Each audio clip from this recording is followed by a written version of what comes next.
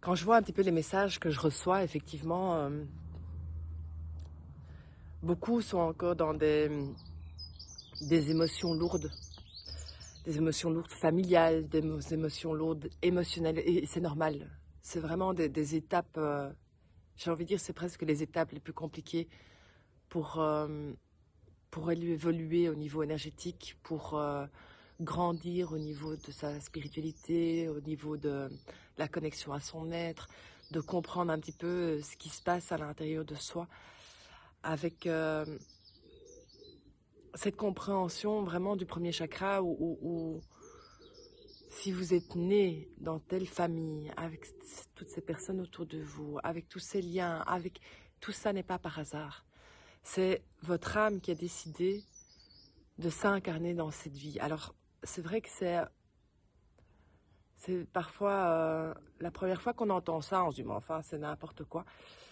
Et pourtant, c'est réellement ce que je pense, c'est que notre âme, elle sait tout. Notre âme, elle est là pour faire des expériences. Notre âme, elle est là pour grandir, pour évoluer et pour apprendre. Alors évidemment, il faut croire à la réincarnation. En tout cas, moi, j'y crois. Mais de vraiment faire son chemin d'évolution d'âme. Et donc, mettons que vous êtes pas encore incarné et vous dites, ben voilà, votre âme, elle a décidé d'aller expérimenter les blessures de trahison. Eh ben, elle va venir, vous allez effectivement naître dans une famille avec un entourage ou avec des personnes que vous allez rencontrer dans votre vie qui, à un moment donné, hop, hop, ça va faire cric, cric, cric, cric. Ça va faire chaud à la blessure. Et au fait, ce qu'il faut, c'est transcender ces blessures. Alors, je prends les blessures de trahison, mais il y a des blessures d'abandon, de persécution, de rejet, de plein de choses. Et au fait, la vie, c'est comme si elle allait vous servir ça sur un plateau. Et tant que vous n'avez pas nettoyé cette partie, eh ben, elle va vous la resservir. Alors, c'est comme ça que parfois, on peut se retrouver, par exemple, dans des relations qui sont toxiques, mais où on remet le couvert, et on remet le couvert, et on remet le couvert, parce qu'on n'a toujours pas compris en tant qu'humain qu'il faut se libérer de ces relations toxiques et que notre âme, elle a besoin d'expérimenter ces relations pour grandir, évoluer et sortir justement de ce schéma qu'elle était venue expérimenter. Alors voilà, c'est assez incroyable.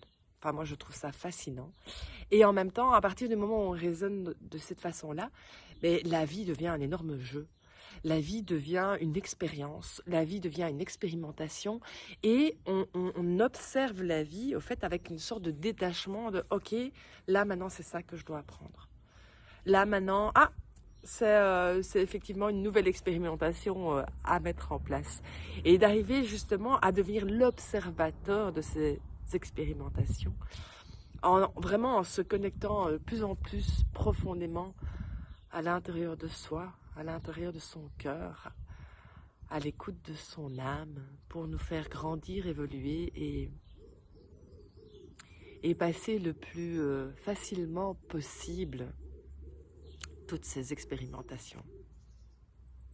Alors pourquoi est-ce qu'on doit passer par toutes ces expérimentations? Là, j'ai pas encore la réponse. Je vous promets que si j'ai un jour une lucidité par rapport à tout ça, je vous en ferai part. Merci.